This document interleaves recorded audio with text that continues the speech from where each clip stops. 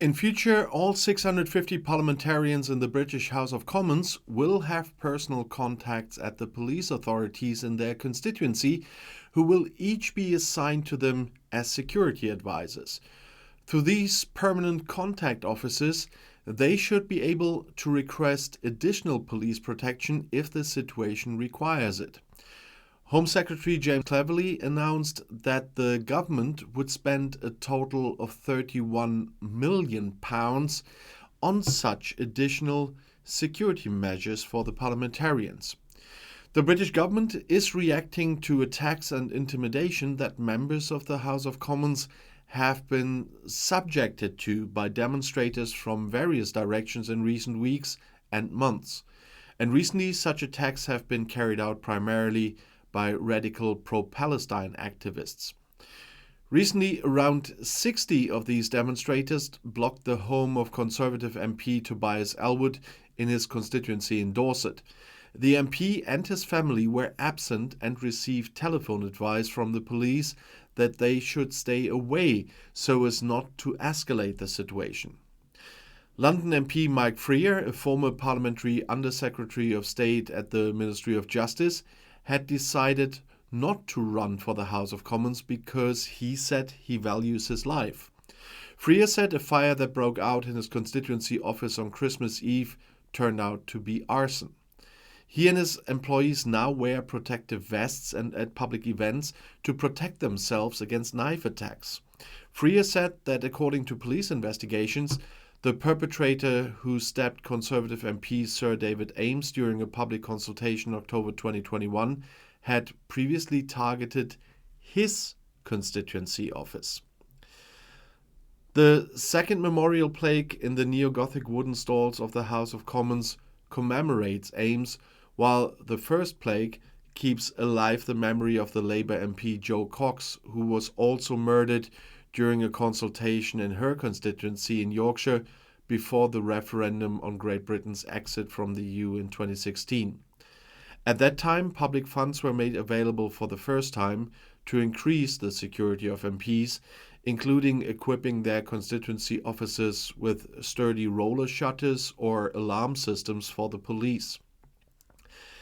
Labour MP Yasmin Qureshi, whose constituency is in the northern English industrial town of Bolton, said she was so harassed by a resident many years ago that he was subsequently convicted in a court of the attack. But that didn't intimidate her. She continued to walk the streets in her constituency and attend appointments. However, security concerns have become much greater in the recent past.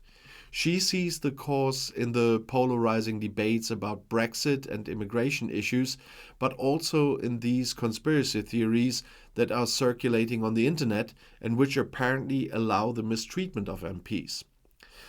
The current security measures are therefore not solely due to the aggression that MPs are facing from pro-Palestine demonstrators in many places. The reasons for such invasions of privacy and disregard for civil etiquette go back further and are becoming more widespread. Before the current threats, the vehemence of which stems from the Middle East conflict, environmental activists in particular drew attention with such border crossings, among other things. And they gained access to Prime Minister Rishi Sunak's private property in his constituency in Yorkshire and covered his house with black plastic sheeting to protest against the government's weakened climate protection goals. Sunak himself sent a signal of resistance last week by inviting police chiefs from across the country to Downing Street to encourage them to take tougher action against what he called unacceptable demonstrations.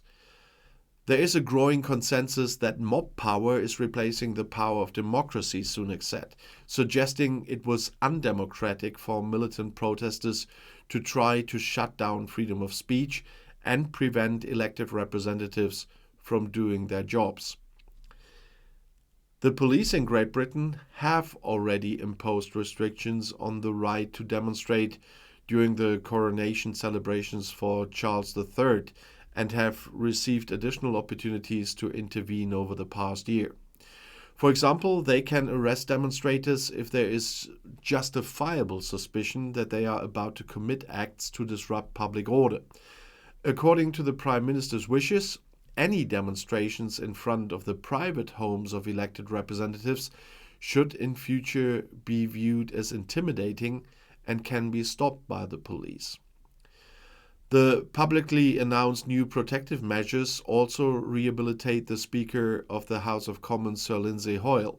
He had recently attracted massive criticism because, contrary to parliamentary practice, he allowed a motion from the Labour Party to be voted on a debate day that was reserved for the Scottish National Opposition Party, and justified this by citing public pressure on the party MPs and that this would become too big if they couldn't vote for their own cause. But I can't leave out another story about the British House of Commons that I've talked about yet, or haven't talked about yet, because the Northern English constituency of Rochdale is actually firmly in the grip of the Labour Party, or was, and the former textile town north of Manchester has many post-industrial working-class voters and welfare recipients who lean towards Labour. The proportion of Muslim voters who are traditionally assigned to the Labour camp is also high at around a third. And yet the party suffered a fiasco in the by-election for the lower house seat of Rochdale. The identity political tensions surrounding the Gaza war had poisoned the climate to such an extent that the election campaign in the former industrial city degenerated into a farce. Labour had to withdraw its candidate just weeks before the election due to allegations of anti-Semitism. And since the Conservatives and Liberal Democrats were not seriously fighting for the seat, the playing field was open to fringe political figures. In the end, the left-wing populist George Galloway from the Workers' Party won the contest with almost 40% of the vote. This means that one of the most controversial characters in British politics is returning to Westminster. The Campaign Against Anti-Semitism group complained about Galloway's ugly record of incitement against the Jewish community, as they put it. The 69-year-old originally sat for Labour in the House of Commons, but fell out with Tony Blair over the Iraq War and was expelled from the party. In 2012, he won a lower house seat in Bradford in Northern England in a by-election as a representative of the Respect group, which linked Muslim identity politics with left-wing populism. 3 years later, he lost the seat again to a Labour politician. And now Galloway has once again succeeded in driving a wedge between Labour and the Muslim electorate in Rochdale. In an aggressive campaign, the eloquent Tribune accused Labour leader Keir Starmer and Prime Minister Rishi Sunak of becoming complicit in genocide in Gaza. His election campaign focused solely on the Gaza war, and Galloway's election posters even featured the Palestinian flag. After his election, Galloway spoke of a tectonic shift and declared war on Starmer, with a view to the general election of the House of Commons, which is likely to take place in the autumn. Around 80% of British Muslims vote Labour. Only teachers are an even more loyal group of voters for those Social Democrats. And now Galloway and his party want to run specifically in those constituencies where the Muslim population makes up a strong minority or even a relative majority of the electorate. It is quite unpleasant that Galloway is now given a national platform and wants to further fuel the frustration of many Muslims about Starmer's Middle East policy. However, the left-wing populists only have modest financial and human resources, and even the rhetorically skilled Galloway could soon lose his seat again. And meanwhile, Labour will fire up its well-oiled campaign machine in the general election, which came to an abrupt halt in the Rochdale by-election. After the death of the previous MP in mid-January, the National Labour leadership hastily put forward the moderate candidate Azhar Ali. Shortly after election materials were sent out and the deadline for replacing candidates expired, audio emerged of a private conversation in which Ali spread conspiracy theories about October 7th. The Labour politician claimed that Israel knew about the attack plans, relaxed its security precautions, and thereby knowingly allowed Hamas terrorist attacks. The Israeli government would have wanted to get a free pass to take tough action against the Palestinians in the Gaza Strip.